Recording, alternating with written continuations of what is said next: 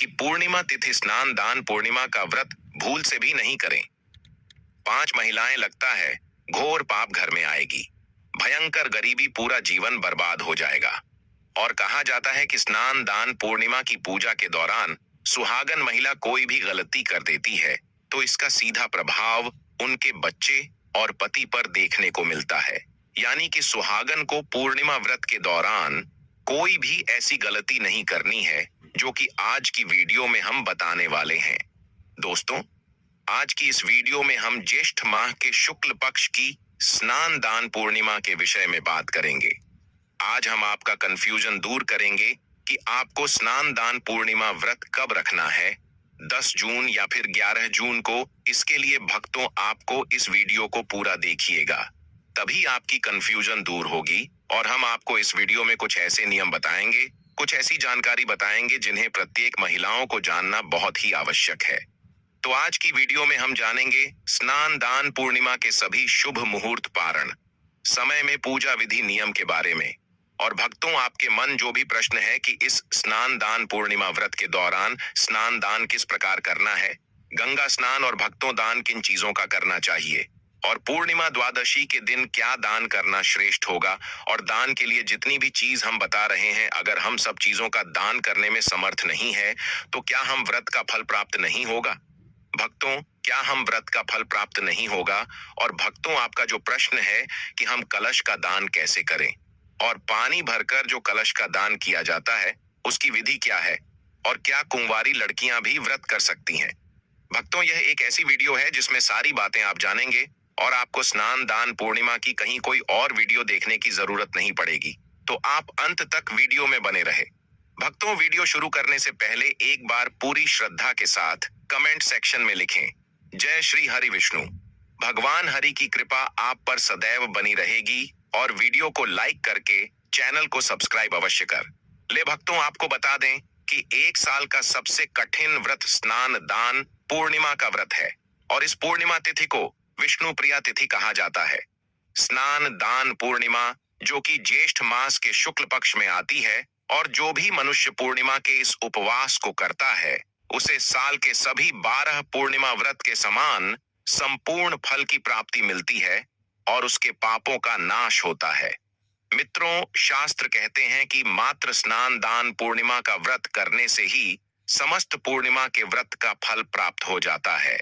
यानी कि भक्तों, अगर आप किसी भी कारणवश पूरे साल की एक भी पूर्णिमा व्रत नहीं रख पाते हैं तो मात्र आप स्नान दान पूर्णिमा का व्रत अगर विधि विधान से रखें तो आपके समस्त पूर्णिमा के व्रत का जो पुण्य फल प्राप्त हो जाता है। दोस्तों, साल में 12 पूर्णिमा तिथि आती है, और जब अधिक मास लगता है तो पूर्णिमा की सभी व्रत का फल हमें सिर्फ स्नान दान पूर्णिमा के व्रत से प्राप्त हो जाता है, क्योंकि यह व्रत बहुत ही कठोर होता है।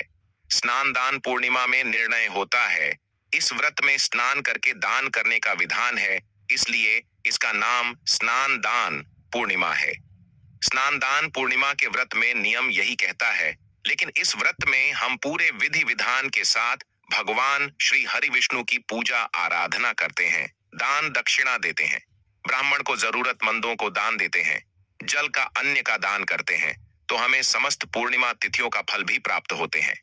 इस व्रत को देवव्रत भी कहा जाता है, क्योंकि सभी देवता, दानव हो, नाग हो गए, गंधर्व, किन्नर हो, नवग्रह हो, सभी अपनी रक्षा और विष्णु भगवान की कृपा पाने के लिए इस पूर्णिमा का व्रत करते हैं। मित्रों, वेद व्यास जी के अनुसार इस एकादशी को प्रथम पांडव पुत्र भीमसेन ने किया था, और इसी वजह से इसलिए एकादशी भी कहते हैं। और महर्षि वेद व्यास जी ने ही पांडवों को निर्जला एकादशी व्रत का संकल्प करवाया था। पौराणिक कथाओं के अनुसार महाभारत के संदर्भ में निर्जला एकादशी की कथा मिलती, जो स्टोर हुआ यूं कि सभी पांडवों को धर्म प्राप्ति के लिए महर्षि वेद व्यास ने एकादशी व्रत का संकल्प करवाया। तब माता कुंती और द्रौपदी सहित सभी एकादशी का व्रत रखते, लेकिन भी खाना खाने के मामले में काफी प्रसिद्ध थे, और उन्हें भूख बहुत लगती थी। उनकी भूख बर्दाश्त के बाहर होती थी, इसलिए भक्तों, उनके लिए महीने में 2 दिन उपवास करना बहुत कठिन था। जब पूरे परिवार का उन पर व्रत के लिए दबाव पड़ आने लगते हुए इसकी युक्ति ढूंढने लगे कि उन्हें भूख भी ना रहने पड़े और उपवास का पुण्य भी मिल जाए। अपने उधर पर आई इस विपत्ति का समाधान भी उन्होंने महर्षि वेदव्यास एस हिट तो भी पूछने लगे हैं। पितामह, मेरे परिवार के सभी सदस्य एकादशी का उपवास रखते हैं और मुझ पर भी दबाव बनाते हैं। मैं धर्म कर्म पूजा पाठ दान आदि कर सकता हूँ, लेकिन उपवास रखना मेरे लिए मुमकिन नहीं है, क्योंकि मेरे पेट के अंदर ब्रिक नमक झट रागनी है, जिसे शांत करने के लिए मुझे अत्यधिक भोजन की आवश्यकता होती है। तो क्या अपनी उसे भूख के कारण में एकादशी जैसे पुण्य व्रत से वंचित रह जाऊंगा?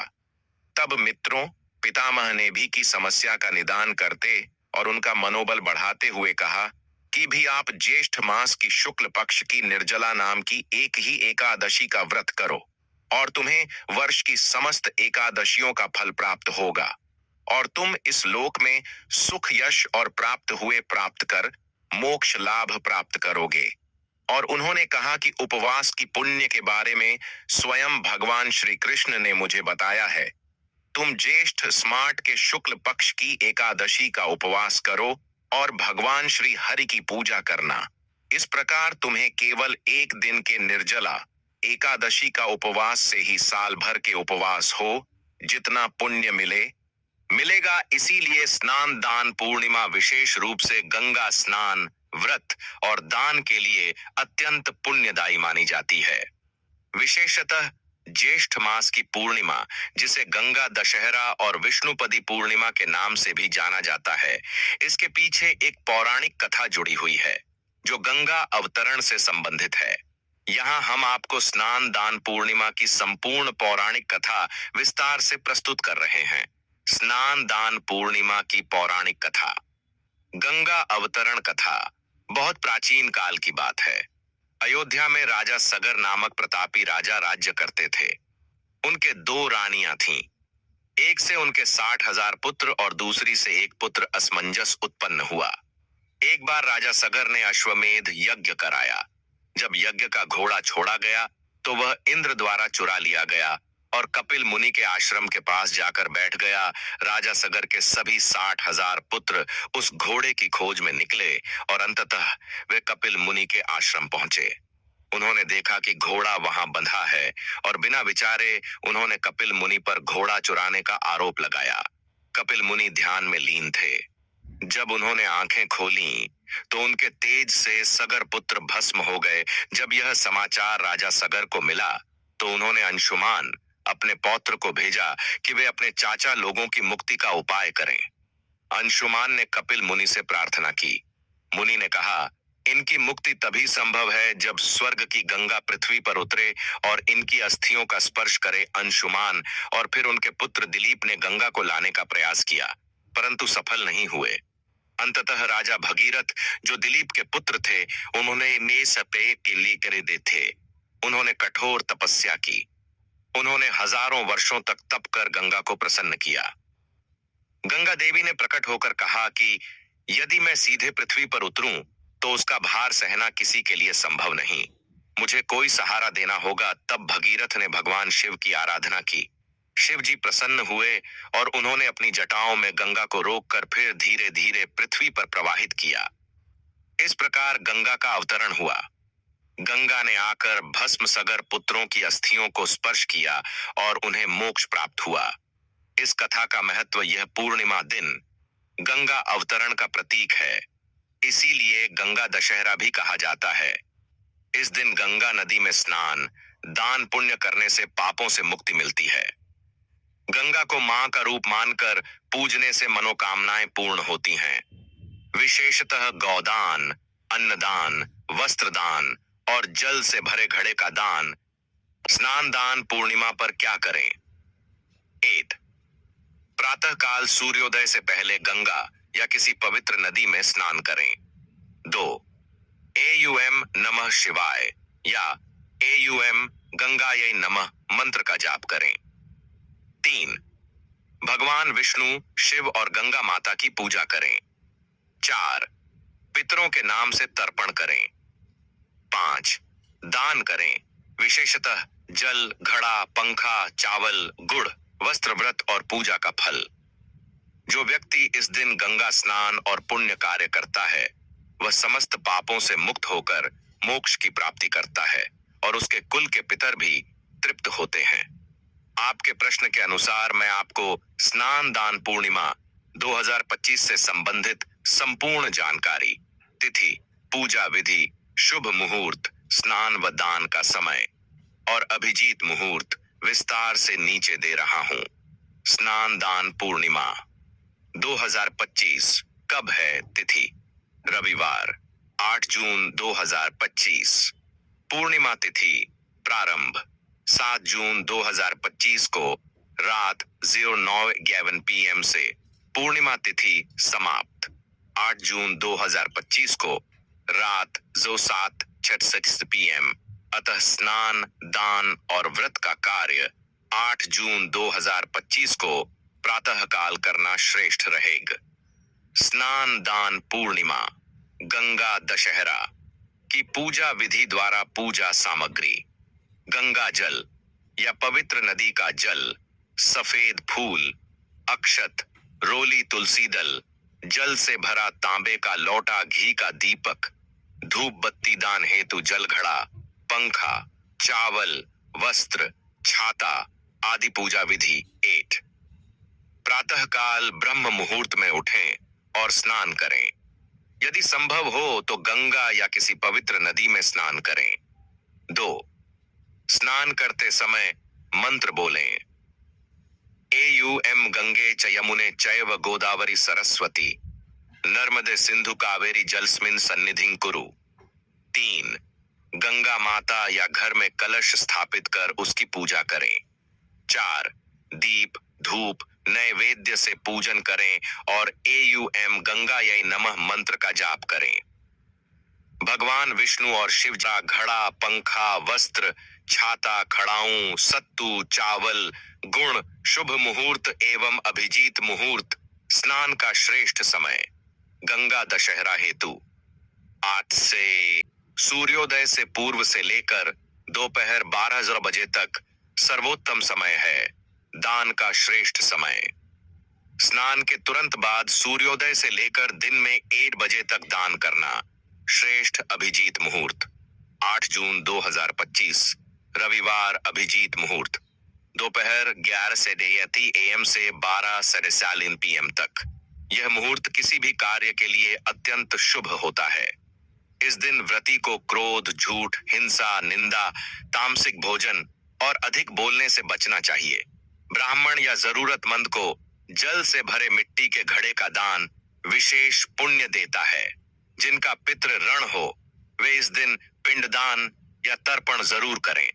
फल की प्राप्त इस दिन गंगा स्नान एवं दान करने से सभी प्रकार के पापों का नाश होता है और व्यक्ति को मोक्ष की प्राप्ति होती है। यह दिन पितरों को तृप्त करने के लिए भी अत्यंत श्रेष्ठ माना गया। इसलिए तिथि समाप्त होने से पहले पहले आपको उपवास खोलें। व्रत खोलने से पहले जातक को भगवान विष्णु की आराधना करनी चाहिए और इस दौरान उन नमो भगवते वासुदेवाय मंत्र का जाप करना भी महत्वपूर्ण माना गया है। इसके बाद भगवान के समक्ष हाथ जोड़कर व्रत के दौरान हुई भूल चूक के लिए माफी मांगे। द्वादशी तिथि के दिन व्रत खोलने के बाद भोजन में चावल आवश्यक होने चाहिए। चावल ग्रहण करने के बाद ही अन्य चीज खानी चाहिए। यह व्रत चावल ग्रहण करने के बाद ही खुलता है। संभावना हो तो आप जल से तुलसीदास से ही फल से व्रत का पारण करें। मित्रों, बात करते हैं पहले प्रश्न के बारे में, क्या स्नान दान पूर्णिमा का व्रत कुमारी लड़कियों कर सकती है? तो देखिए, सनातन धर्म में हमारे शास्त्र कहते हैं कि अगर आपकी उम्र 8 वर्ष से अधिक है तो आप सभी व्रत कर सकते हैं और स्नान दान पूर्णिमा के व्रत का भी पालन कर सकते हैं। पूर्णिमा का व्रत माना गया है सभी प्रकार के पापों से, देशों से मुक्ति का और श्री हरि विष्णु की कृपा दिलाने वाला यह बहुत ही महत्वपूर्ण व्रत है। इस व्रत को कोई भी धारण कर सकता है। पुरुष, स्त्री, कुमारी, लड़की हो या विवाहित हो, कोई भी इस व्रत को कर सकता है और इसका फल उसे अवश्य प्राप्त होता है। बच्चे भी कर सकते हैं, बड़े भी कर सकते हैं, बुजुर्ग भी कर सकते हैं। अगर आप समर्थमन है, अगर आप शरीर में आपकी क्षमता है व्रत रखने की, तो आप इस व्रत को रख सकते हैं। अगर आप व्रत नहीं रह सकते हैं तो आप जल के साथ रह सकते हैं, जल नहीं ले सकते हैं तो फल के साथ रह सकते हैं। और जो लोग फलाहार से भी व्रत नहीं रह सकते हैं, आज के दिन अगर वह स्नान दान पूर्णिमा की व्रत में अन्य लेकर भी मतलब सात्विक भोजन के साथ व्रत करेंगे तो उनको इसका फल अवश्य प्राप्त होगा। भक्तों, स्नान दान पूर्णिमा का मृत शरीर में क्षमता है, उतना प्रयास व्रत को रखने का जरूर कीजिए। भक्तों, अब बात करें व्रत नहीं रह सकते हैं तो क्या करें। अगर व्रत करना चाहते हैं तो मित्रों, हमारे मन में श्रद्धा है कि हम श्री हरि विष्णु का यह व्रत करें और उनकी कृपा हमें भी प्राप्त हो, लेकिन हम नहीं रह पाते हैं तो हमें क्या करना चाहिए।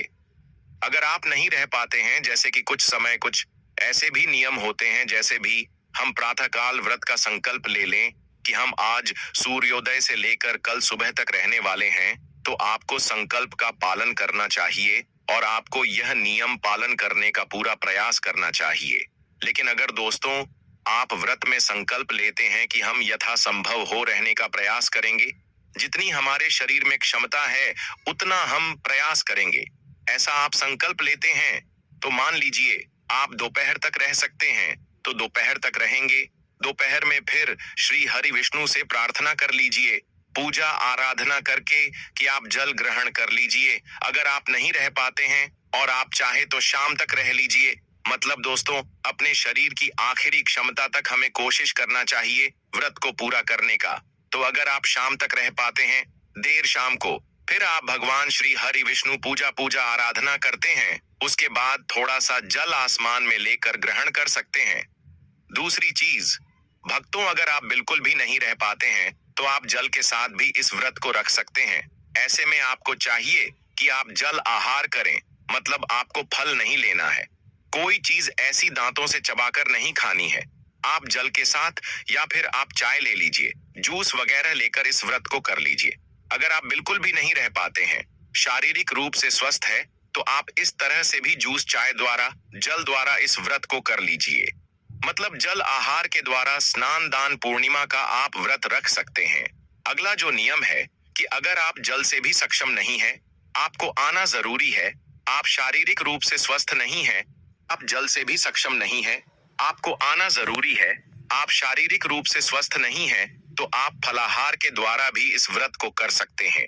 फल के अलावा अगर आप बुजुर्ग हैं, आप चाहते हैं भगवान विष्णु का आशीर्वाद आपको मिले, कुछ काम से कम भगवान श्री हरि विष्णु की कृपा कुछ तो हमें प्राप्त हो, तो ऐसे में आपको चाहिए कि आप एक समय अन्न ग्रहण कर लीजिए, या फिर भक्तों आप जो फलाहारी भोजन होते हैं आप उसे ग्रहण करके भी व्रत के नियम का पालन कर सकते हैं।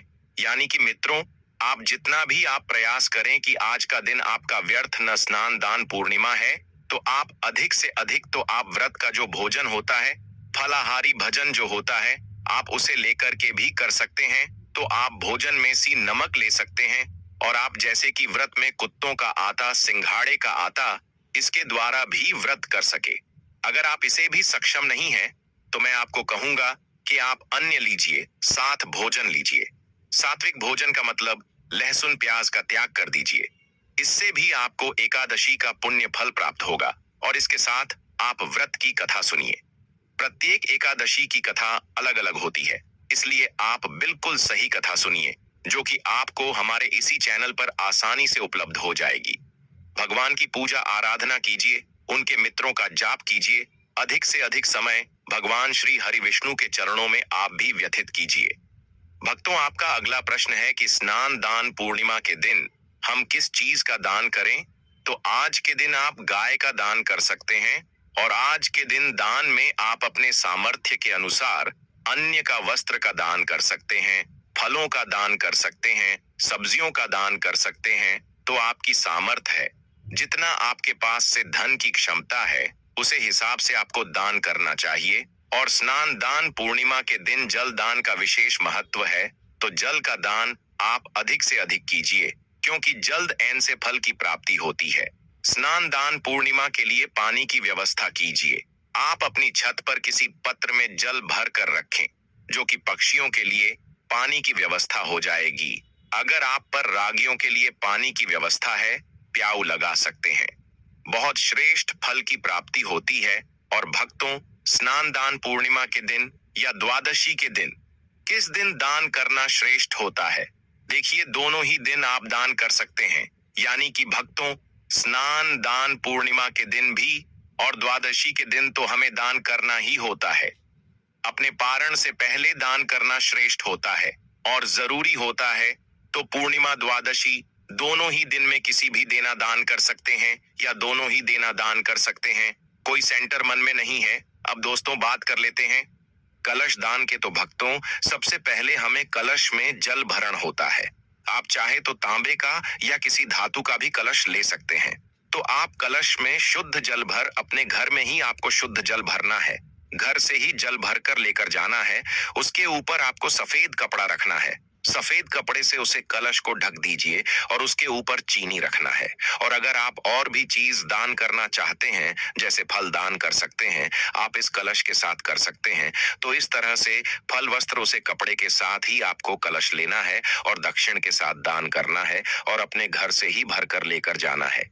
ऐसा नहीं कि आप खाली कलश लेकर नहीं करना, घर से ही आपको सारी सामग्री तैयार करके लेकर जानी है। और चाहे तो आप पंडित जी को दान कर दीजिए या फिर आप पर मंदिर में भी दान कर सकते हैं। तो इस विधि से हमें स्नान दान पूर्णिमा के दिन दान करना होता है। लेकिन व्रत करने वाले और आसमान भी करने वाले लोगों को स्नान दान पूर्णिमा वाले दिन इन 3 बातों का विशेष ध्यान रखना चाहिए। गुरुजी कहते हैं कि स्त्रियों को स्नान दान पूर्णिमा वाले दिन अपने बाल बिल्कुल भी नहीं धोना चाहिए। साथ बाल कटवाना भी इस दिन निषेध माना जाता है। माना जाता है कि जो भी स्नान दान पूर्णिमा पर अपने बाल धोता है या करवाते हैं, उनके पति पर संकट आता है और उन्हें खुद अगले जन्म में नागिन का जन्म मिलता है। इसी के साथ स्नान दान पूर्णिमा वाले दिन किसी को भी मांस मदिरा मसूर की दाल उड़द की दाल बैगन और चावल का सेवन नहीं करना चाहिए। मित्रों, जो व्यक्ति ऐसा करता है वह नरक का भाग होते हैं और उन्हें 84 लाख योनियों में भटकना पड़ता है। इसके अलावा दूसरी वस्तु जो गुरुदेव ने बताई वही है कि स्नान दान पूर्णिमा से एक दिन पहले और स्नान दान पूर्णिमा वाले विष्णु की देवी माया से डरकर चावलों में जाकर छुप गए थे। और स्नान दान पूर्णिमा वाले दिन जो व्यक्ति चावलों का सेवन करता है वह उतने ही पाप कर्माता है और अपने परिवार के लिए संकट को ज्यादा पैदा करता है। तो दोस्तों, यह थी वह जरूरी बातें जो गुरुजी ने अपने भक्तों को एकादशी व्रत में ध्यान रखने की सलाह दी है। शास्त्रों के अनुसार स्नान दान पूर्णिमा व्रत करने से संतान की प्राप्ति होती है। इस व्रत में किसी काम से कर का सेवन नहीं किया जाता है। ऐसे में गर्भवती महिलाओं को स्नान दान पूर्णिमा व्रत नहीं करना चाहिए। इस दिन गर्भवती महिलाएं भगवान विष्णु पूजा कर सकती हैं। ऐसा माना जाता है कि यह व्रत करने से वैवाहिक जीवन सुख में होता है और संतान की प्राप्ति होती है। हिंदू रीति रिवाज की मां ने महिलाओं को मासिक धर्म के समय पूजा पाठ करने की मनाही है। ऐसे में मासिक धर्म के दौरान महिलाओं को स्नान दान पूर्णिमा व्रत नहीं करना चाहिए। अगर व्रत के समय मासिक धर्म आ जाए तो व्रत रखकर किसी और के द्वारा पूजा अर्चना करवा सकते हैं। माना जाता है कि इससे पूजा सफल होगी। उम्मीद करते हैं कि आपको हमारे इस चैनल द्वारा बताई हुई बातें आपको जरूर पसंद आई होगी। अगर आपको यह वीडियो अच्छी लगी हो तो वीडियो को लाइक जरूर कर दीजिएगा और कमेंट बॉक्स में सच्चे हृदय से लिख देना, जय भगवान विष्णु, जय माता लक्ष्मी। माता लक्ष्मी, भगवान विष्णु आप सभी के ऊपर अपनी कृपा सदा ही बनाए रखें। वक्त आपसे एक बात और कहना चाहेंगे कि अगर आप इस चैनल पर नए हो या पहली बार आप हमारी वीडियो को देख रहे हैं तो आप चैनल को सब्सक्राइब जरूर ही कर लेना, ताकि इसी प्रकार की और भी ज्ञानवर्धक जानकारी आपको हम सीधे नोटिफिकेशन के माध्यम से प्राप्त कर सकें। वीडियो के अंत तक बने रहने के लिए आप सभी भक्तों का धन्यवाद। मिलते हैं एक और नई वीडियो के साथ, तब तक के लिए नमस्कार।